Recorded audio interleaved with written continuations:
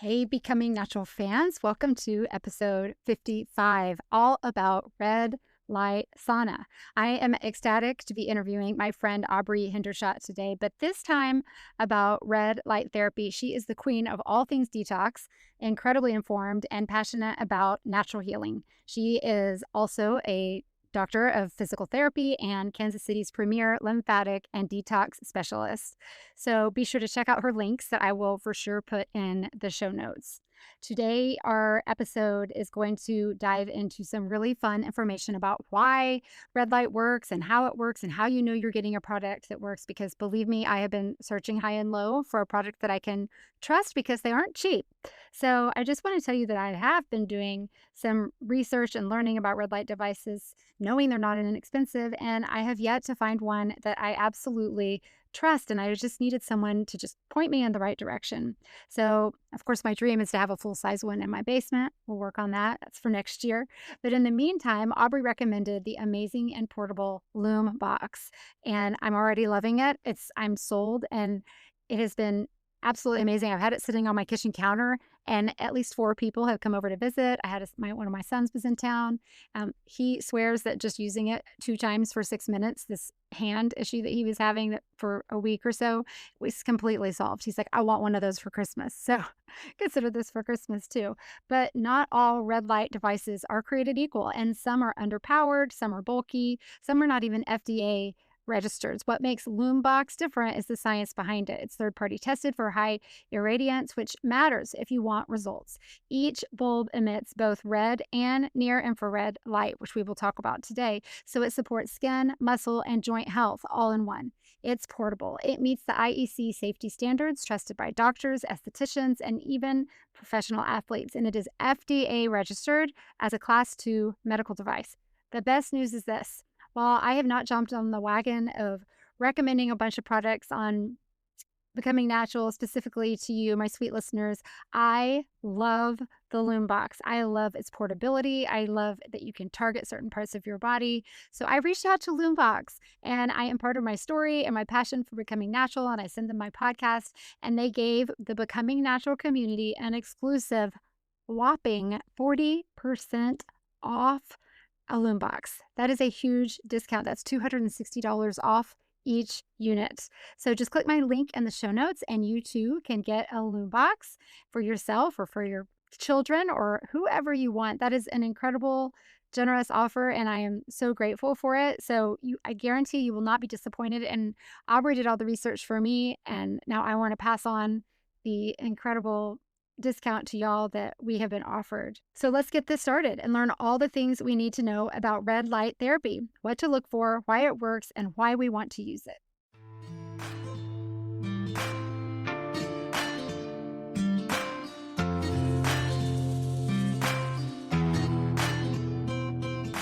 Do you ever wish your day wasn't dictated by your health? Are you tired of being tired all the time, or is pain holding you back from enjoying your time with your family? Would you like to manage your symptoms holistically, but you just don't know where to begin? I am so excited that you're here. This podcast will help you understand how natural remedies work so you can relieve your symptoms and live a fuller life. My name is Penny. I'm an occupational therapist, past pharmaceutical rep, a mom, and a wife with a strong faith, and for 25 years, I battled through debilitating Crohn's disease. I took all the medicine and did all the surgeries that stole so much time with my family, but never truly healed me.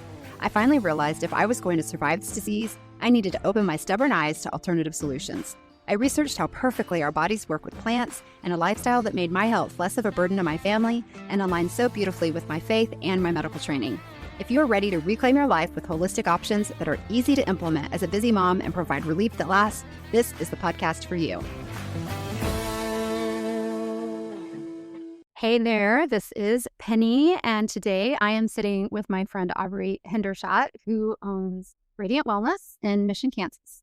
And you may recognize her name because we've chatted before about lymphatic drainage. She's a doctor of physical therapy, and she has an amazing practice where she has pursued lots of different avenues of natural and holistic healing with lymphatic drainage, with red light sauna, with some other things, detoxification. Yeah, cellular detoxification, amino acid therapy, all the holistic healing you could ever want. Yes. So I love it when I get a day or to talk to Aubree because she's a wealth of information. But today, I wanted to talk to her a little bit about red light sauna because we know that everybody's talking about red light sauna, and I have no experience or knowledge of how red light sauna works or the different kinds of sauna, and how do you know you're getting a quality session whenever you choose to go somewhere for red light sauna. So we're going to talk a little bit about that with Aubree. So first question, what is it? What is red light sauna?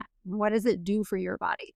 Yeah, that's a broad question. And I think it's a great one to talk about because it seems like there are studios popping up all over the place that are offering red light therapy, different types of sauna, sweat labs, you name it. So figuring out what it is and what makes it a good quality is really important, especially as we invest our time and our dollars into these things. So I guess if we zoom out and we talk about what the heck is infrared light, red light, all these things, we kind of have to go back to 5th grade science class. So Mrs. Bacon, I will always think of you when I say the acronym ROIGBIV.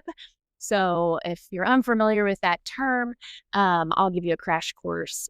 If you think of the spectrum of the rainbow, right, that visible light that we can see, or perhaps when we look up on after a rainy day and see a rainbow, that ROIGBIV is the red, orange, yellow, green, blue, indigo, and violet. I learned that too. Yeah.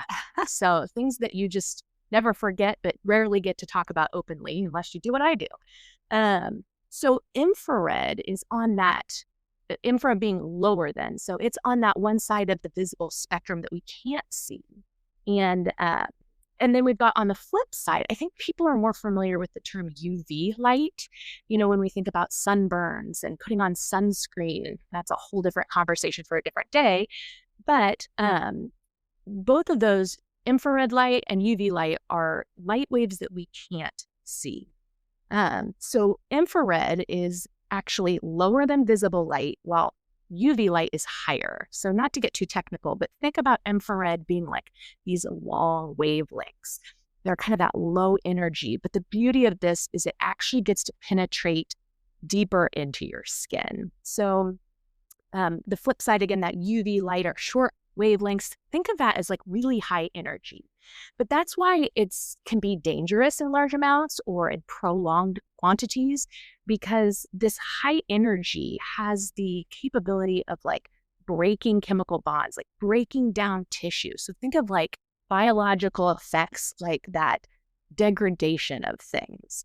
So while the infrared, these long, low energy waves, are actually restoring, building up, which is really cool. So in holistic healing, that's really what we want. We want a building up of things. We want a restoring of those good properties. Even if we're just talking about, skin depth, we want something that's safe and that's building things up naturally. I will say if we talk though about UV light isn't all bad. So I don't want to like pose one is good and one is bad. Obviously there's a lot more risks to UV light, but I'd be remiss if I didn't mention that we really need UV light because our skin utilizes this to make vitamin D. So again, there's a reason God has all these things that you're exposed to. It's just how and when we're exposed to it and to what level. So I sorry to interrupt, just want to clarify that UV light you're describing is on one end of the spectrum. Yes. And infrared is on the other. Yes. So when you have infrared and it's red light, obviously infrared. Yeah. Is any red light infrared? Yes. Well, okay. So if you see the color red, then it cannot be infrared because it's non-visible. Correct. The infrared is not. It's invisible and it's just slightly below that visible spectrum. But there are really good benefits to both infrared and red light. I think we're seeing more and more devices out there that are either just red light or incorporating both red and infrared. And partially I can see why. We seem to respond the best to things that we can either tangibly touch or see. And people seeing that red color, I think is also reassuring to them that something is turned on. So that's kind of a funny like misnomer about when people come into my clinic and they're in my infrared sauna.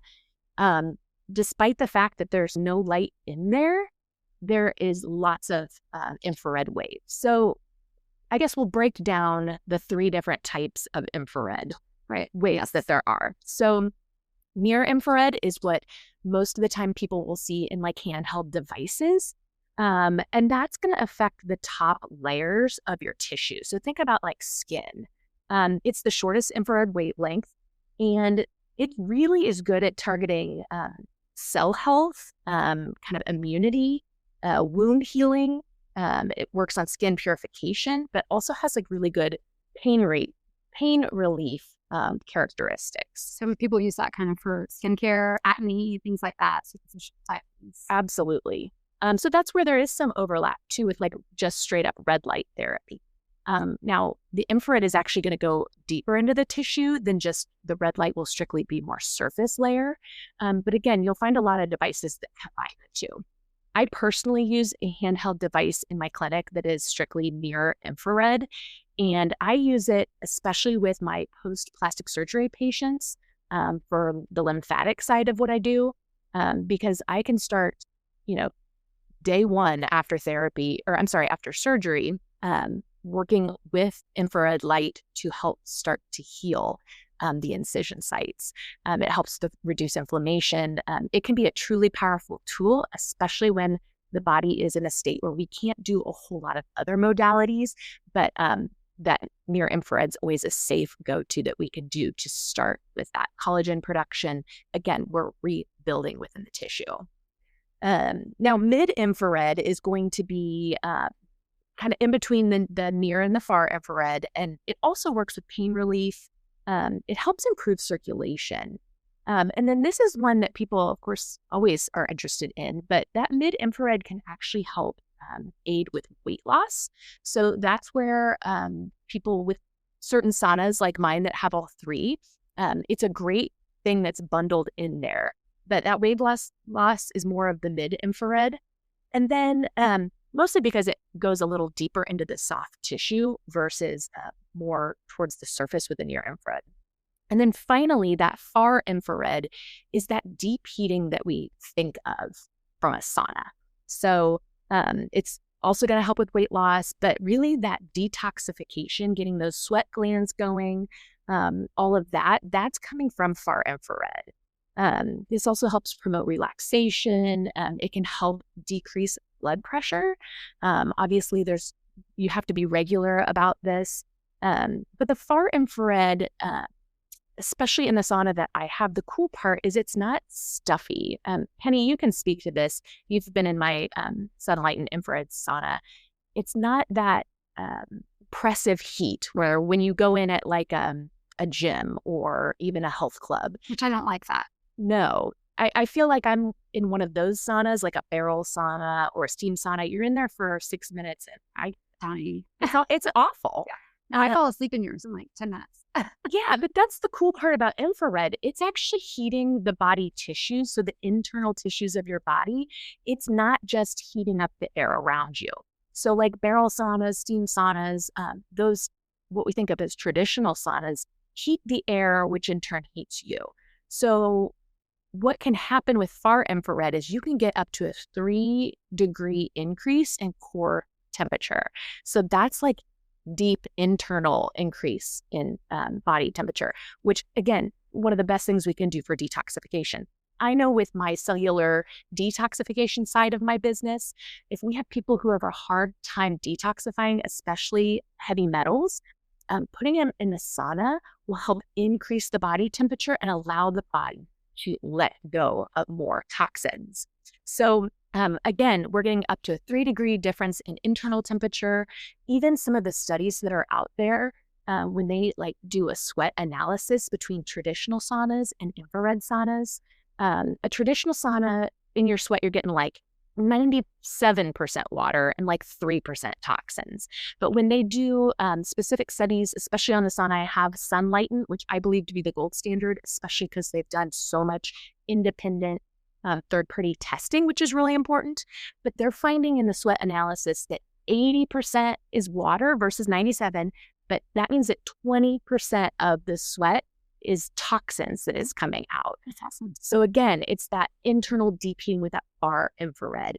And again, then the external body temperature, so your surface temperature of your body isn't changing. And that's why you can sit in there for 45 minutes and not feel like you're going to die. No, that's amazing. So what is, you mentioned, maybe there's too much time that you can spend. What's an ideal time to spend per session in the infrared sauna? Yeah, it depends. It depends on a lot of factors. I would say, generally speaking, anywhere between 30 and 45 minutes. So if I have worked with someone and they're having lots of pain issues, I would put them in a 30-minute session. Most people handle 40 to 45 minutes quite well. Of course, staying properly hydrated. So I always send people in there with a big glass of water. That's really important. Now, there are some caveats. So as we age and we don't have as much hydration within our bodies and other factors, especially our skin integrity, all of that, I'm cautious, especially considering medical history, how long I have people in there as they get older. On the flip side of things, kids, you have to be really careful with as well. My general rule of thumb, if they are a healthy child, is 1 minute per year, how old they are. So if you have, a 9-year-old kiddo, of course, having them supervised in there, but I would never let them go more than 9 minutes. But again, that's if I believe them to be healthy and to be able to respond well. And I know that there's no, sweating issues, that sort of thing. So your list of benefits were amazing. And so how long would you say it would take for someone, because you don't actually feel anything, when you're in there besides feeling relaxed? How many sessions? And I know that everybody's probably a little bit different, but what's the ideal length before you start noticing any of these changes or differences? Yeah, I mean, the key with this is being regular and sticking with a routine with it. So obviously those people who are getting in there on a regular basis, even 3 to 4 times a week, are going to see the benefits the fastest.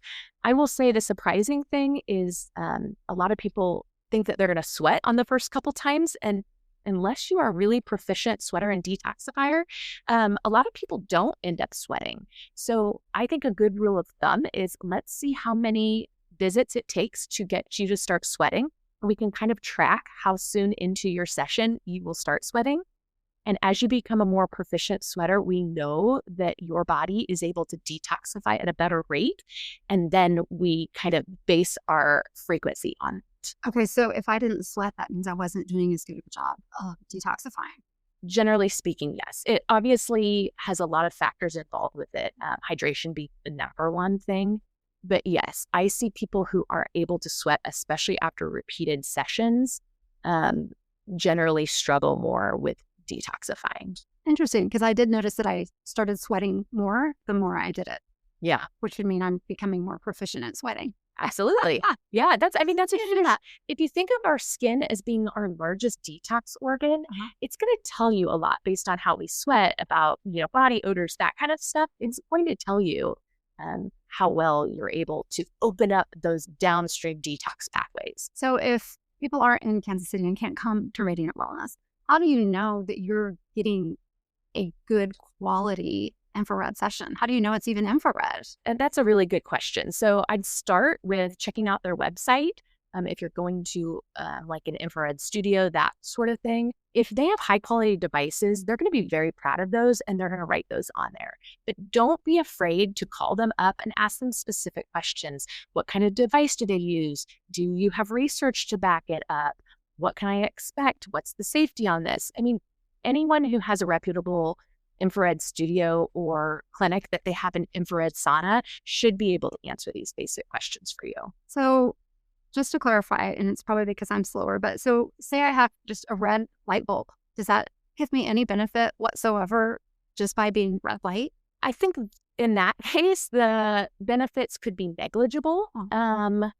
However, there are a lot of red light devices on the market now. I see all over social media these face masks claiming to be anti-aging, and I think a lot of them potentially are good or have the potential of being good. I just think you have to be cautious in, are you really getting the benefits that they're saying you will? That's exactly what I was asking, because I found like a red light face mask. And I'm like, how do I know that I'm spending, and they're expensive? Yeah. How do I know that my money is actually going to do something that's really beneficial? Yeah. And if it really is just red light, is it really going to help me? Yeah. I think that's where you have to, again, do your due diligence. And these good, reputable companies are happy to tell you, they'll scream it from the rooftops, that they have certain things that make their product not only reliable, but worth the money you're paying. So I would first look and make sure that it is a third-party tested device. So you want somebody outside of the company that's selling it telling you how good and safe it is. Another thing to look for would be is what is the EMF output of these devices? Because the last thing, especially when I think about something I'm putting close to my body, the last thing I want is the negative side effects of EMFs. There also should be a warranty of some sort on the LED lights of these red light devices. Let's just be honest, cheap units use cheap LEDs and they're going to burn out a lot quicker. So if you're dropping a couple $100, I mean, I'd want to see that it's at least lasting as many years as I think I'm investing into it. Another thing for safety is you don't want a cheap device that's going to overheat. And then finally, you also want to make sure that these devices have uniform illumination. So especially devices you're putting directly on your skin, like a face mask, you don't want hot spots. So all these things should be easy to find either on the device's website, within the information itself, or you should be able to reach out to someone selling this and they should be able to verify all these things. I love all this information. So let's go back to kind of the basics. What do you wear? Are you For a science naked when you're in there? What are you wearing? Penny, that's the beauty of the privacy that I give people in the section where my infrared sauna is. I have a little curtain for you. But no, I always tell people, come comfortable, because honestly, I have a changing area and you will be given a carbon towel wrap. So the important thing about the carbon towel wrap is that this specific material is going to allow for the most amount of infrared penetration. So wearing that towel wrap is almost the same as you wearing nothing within my sauna. So so you don't have to worry about, you come from work, you come from wherever, you're in nice clothes, you're in grungy clothes, it doesn't matter. You'll be changing into a towel wrap. And again, there's towels in there, there's everything else in there. So you can lay down and be comfortable. So you've told me before there's a difference in this carbon towel wrap and a simple towel wrap. What's the difference? Just the amount of infrared that's able to penetrate through the fibers. So it's actually, a high-end material that these towel wraps were created by Sunlight, and he makes the sauna to make sure that they're the most compatible and you get the most benefit. So ultimately, it would be best to be butt naked. Like if you want to get direct, is that right? I mean, because it sounds like you want to have a towel that you use through. So yeah, and think though, infrared, because it's able to penetrate through tissue, even to deep layers. Yes, any sort of clothing could be an additional layer or barrier, but these wavelengths are really good at getting where they need to go. So I'm never too concerned. I think wearing the towel wrap, you're just fine. Yes, I agree. I like the towel because as I've become more sweaty, you want the wrap to. Yes. Yeah, absolutely. So are there any contraindications? Like if anybody has any sort of health issues, is there anything that people need to know that they should or shouldn't do it? Yeah. I always have people sign a consent form, and it's a great way for not only me to find out more about them if I don't already know their past medical history, but it also reminds the people when they're going in there about certain things that need to be addressed or talked about. So of course there's certain medications, we have to be cautious with, diuretics, beta blockers, heart medications, that kind of stuff. And that's always let's defer to the physician and get clearance there. We already talked about age, both ends of the spectrum, children and seniors. Not so much a contraindication as just being especially cautious. Just for hydration and things like that. Yeah, absolutely. And just the sheer body size, when it comes to children, we know that they can't sweat as much because their surface area isn't as great as you and mine. Right. So definitely if you've got an active infection, fever, that kind of stuff, we don't want to put you in there. However, I will say sauna can be very effective if you feel like you're starting to get sick or everyone around you is.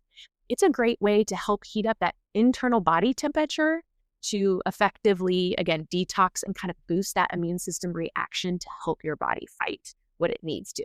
There's a fine line with that. But people who can't handle heat well, that's a concern.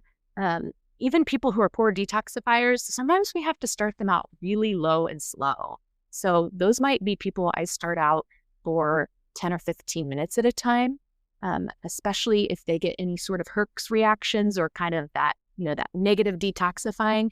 You'd be surprised that these saunas can be so powerful and detoxifying that some people can't handle them well until their body becomes better at doing that. Just clarifying, the Herx reaction is negative results. I've referred to it as my exorcism before. Hopefully it's not that bad. When I went to the Herxheimer after doing my Candida diet. But just if you start feeling bad, that doesn't necessarily mean it's harmful for you. It many times can possibly mean that it's actually doing really good things for you, but you just don't want to feel bad in the process. Yeah, or if we can, it's like doing exercise. Well, exercise is good.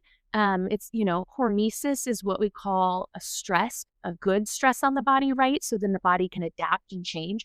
But like when we first start running, we're not going to go out and run a marathon.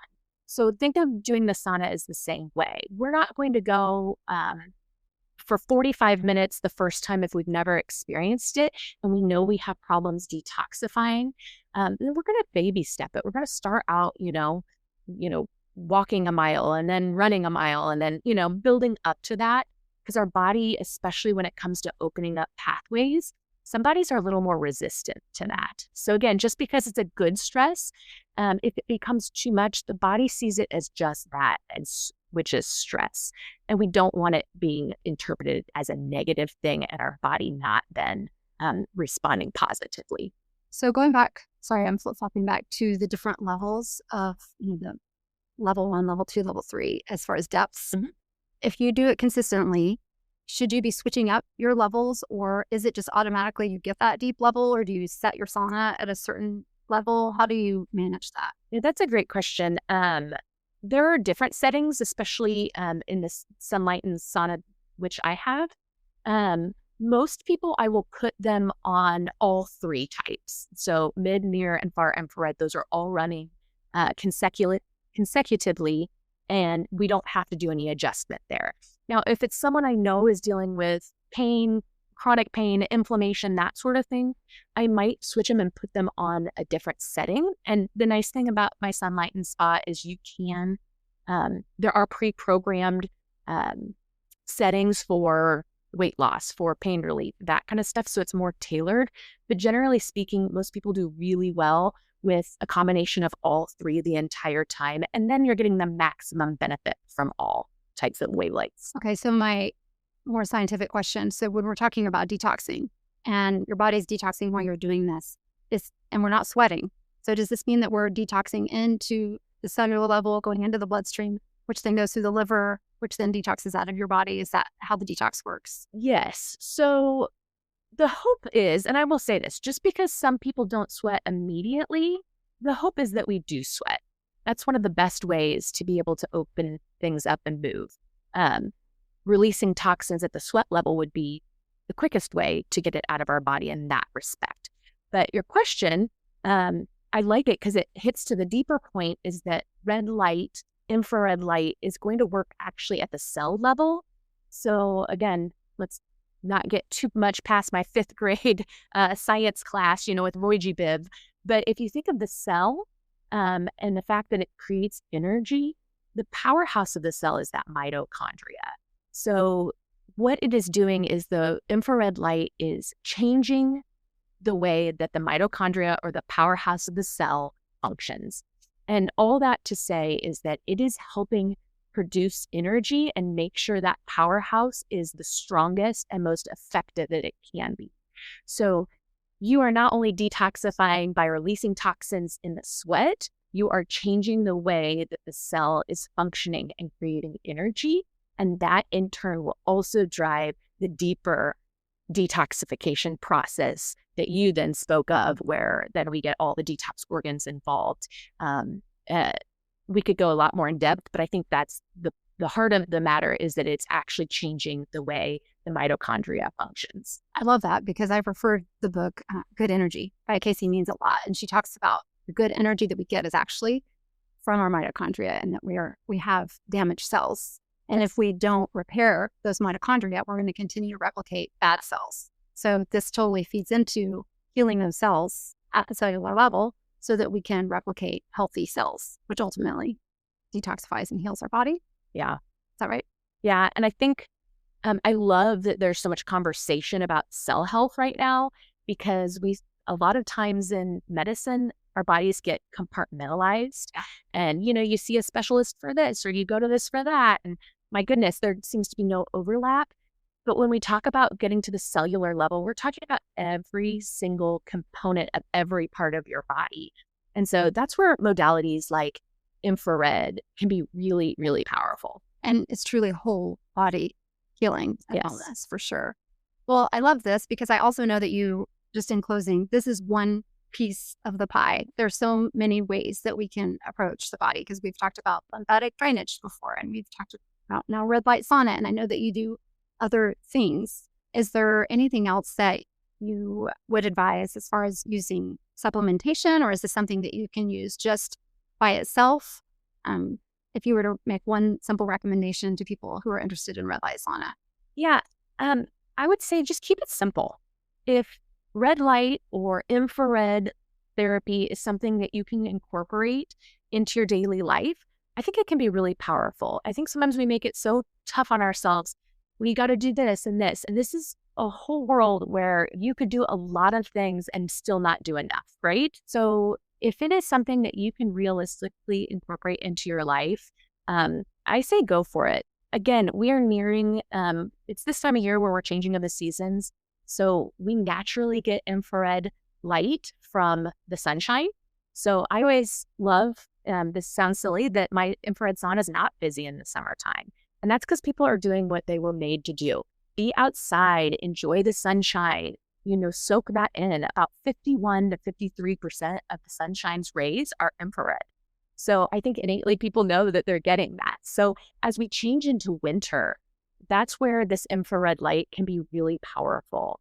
We are supplementing. So talk about supplementation. We are supplementing what we normally get through nature by using infrared light. So again, if this is something that you can incorporate, I will say one of my favorite home devices is a Loom box, and it has both red and near infrared, which is nice. You can turn, you can use them together, which I think is usually best for a lot of people, or you can use one versus the other. There are different settings, but it's nice. And you can travel with it. You can use it.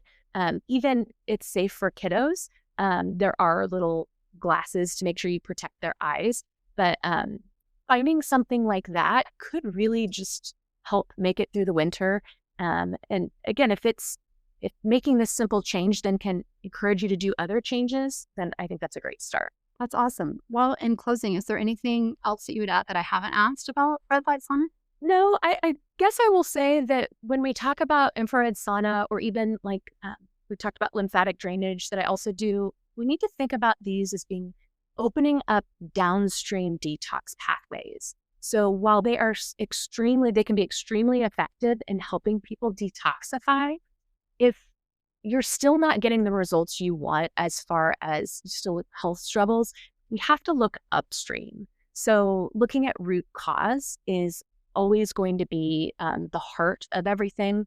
So again, I like to always say that opening downstream detox pathways are necessary and important, but looking upstream at root cause is always going to be that final destination. And I love to point out that, we're such a here and now and quick fix society that, you're not going to necessarily walk out of that sauna and feel like $1 million the first time that you do it, that it takes consistency and it takes time, and our body, in order for our cells to regenerate and heal, it takes time. Yes. So I know that many people might walk out and say, well, it didn't really do anything for me.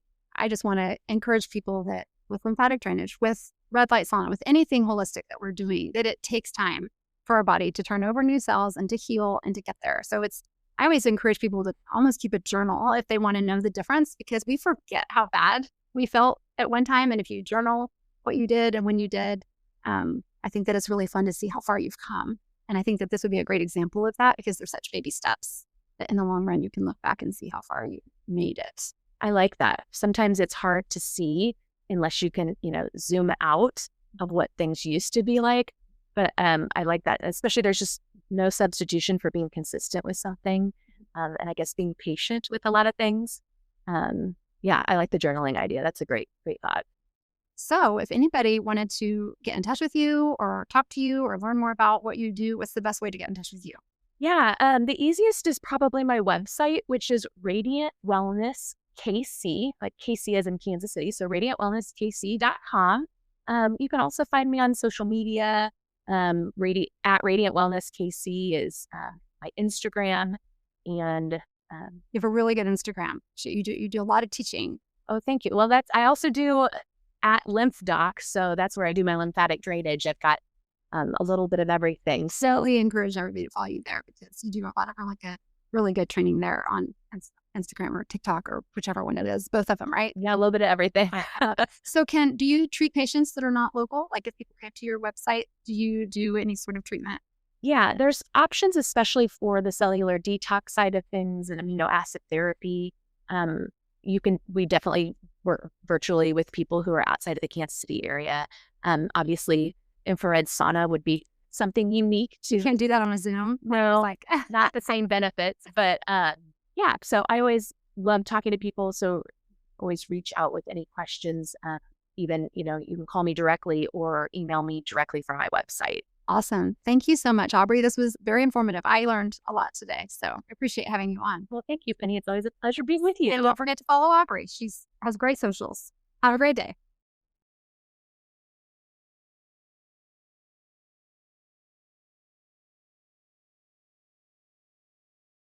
Before we wrap it up, if red light therapy has been on your radar, this is your nudge. The Loombox isn't just another gadget. It's FDA registered, expert approved, and lab tested for real power and safety.